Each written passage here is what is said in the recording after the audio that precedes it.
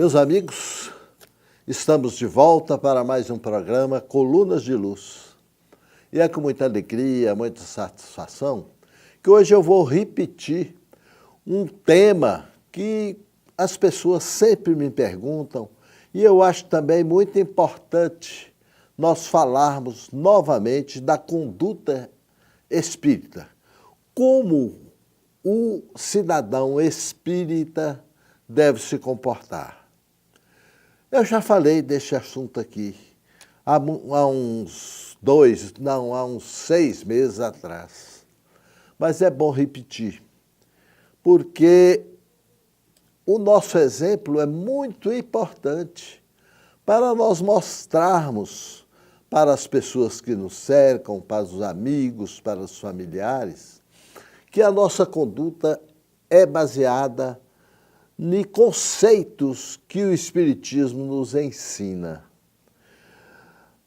A nossa conduta ela é baseada nos princípios evangélicos e nós espíritas acrescentamos nesses princípios evangélicos 3 coisas muito importantes para conduzir a nossa vida aqui, nesta encarnação.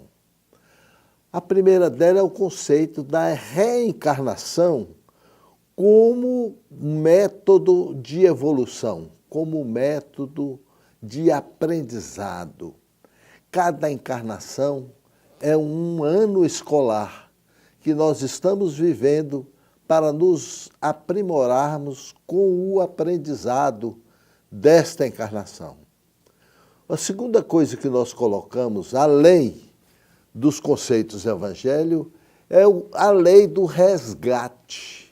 Nós estamos aqui para resgatar, em cada encarnação, os nossos erros. Erros esses cometidos no passado de outras vidas também, e não só desta vida. E esses erros também nos conduzem a uma situação de destino que é possível que nós tenhamos a certeza de corrigi-los. Todo erro precisa ser corrigido, nesta ou nas encarnações vindouras. E é por isso que nós colocamos como segundo item o resgate. E o terceiro item, que é um privilégio para nós espíritas, é a comunicação com os espíritos que ainda estão lá no plano espiritual. Nós somos espíritos que estamos passando por uma experiência física aqui na Terra. Mas há muitos espíritos, nossos amigos, parentes antigos, pessoas que nos querem bem, que ainda estão lá no plano espiritual, que não reencarnaram ainda. Essas pessoas gostam de nós e é possível sim que elas estejam sempre nos ajudando durante o sono, do nosso dia a dia, na chamada voz da consciência. Nós estamos sempre em contato com esses espíritos amigos que nos cercam, além e principalmente do nosso anjo guardião, o nosso anjo da guarda, que é um espírito escalado por Deus para nos proteger, para nos conduzir nesta vida. Com relação aos evangelhos, que é a primeira coisa que a gente estuda no Espiritismo. O Espiritismo é uma religião evangélica, ela é baseada nos evangelhos, e nós estudamos os evangelhos de forma comparativa. Existem 4 os evangelhos, são 4 os evangelistas, né?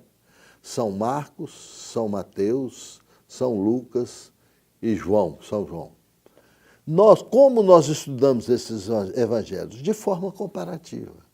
Nós pegamos o que Marcos escreveu sobre um assunto, levamos esse assunto para Mateus, o que Mateus escreveu, o que Lucas escreveu, o que João escreveu. E comparamos o que cada um falou em determinado assunto. Vou te dar um exemplo. Por exemplo, a cura da sogra de Pedro foi descrita por 3 evangelistas. Por Marcos, por Mateus e por Lucas. Mas na hora que você compara, você vê que há diferença entre a descrição de um e a descrição de outro. Nós sabemos que Lucas, o evangelista, era médico. E a cura da sogra de Pedro, quando a gente analisa no Evangelho de Lucas, nós vemos que lá, quando ele descreve que Jesus curou a sogra de Pedro, ele fala o seguinte, que Jesus, colocando a mão sobre a sogra de Pedro, ordenou a febre para que ela se afastasse. Então Jesus tratou a doença da sogra de Pedro como se fosse uma entidade. E essa descrição de um médico, que São Lucas era médico, talvez seja a mais fiel.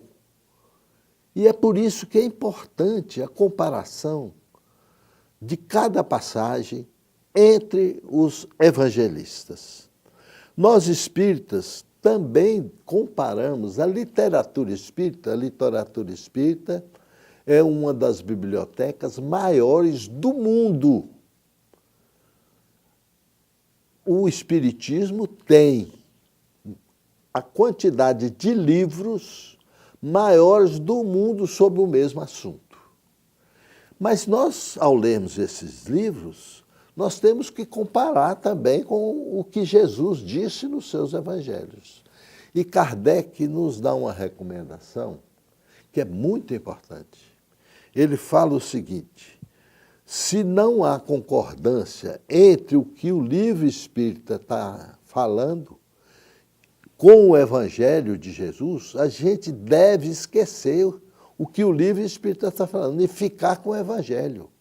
Porque o evangelho é mais importante, porque foi uma vida descrita pelos homens, um exemplo de Jesus. Então é maior do que qualquer outra pessoa que possa colocar nas páginas e nas letras algum exemplo edificante. Então, o Evangelho é muito importante para nós espíritas. A reencarnação.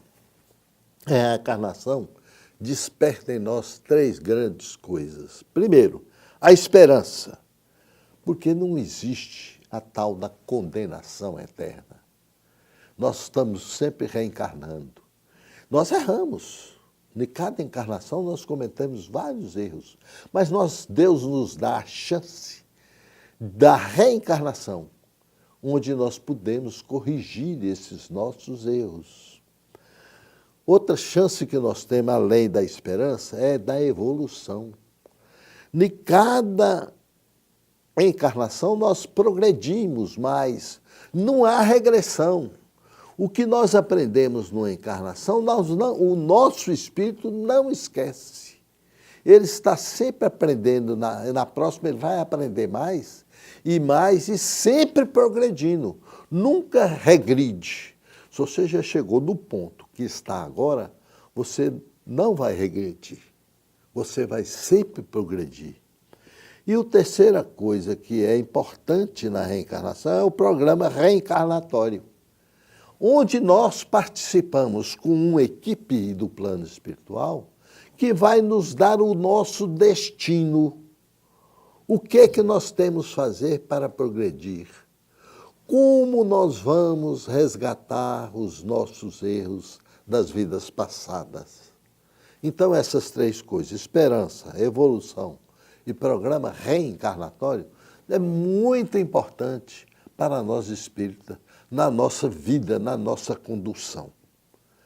Nós vamos parar um pouquinho neste primeiro bloco para chamar os nossos comerciais e voltaremos a este assunto no segundo bloco, para continuar falando exatamente da conduta espírita e o que devemos fazer para ser bons espíritas.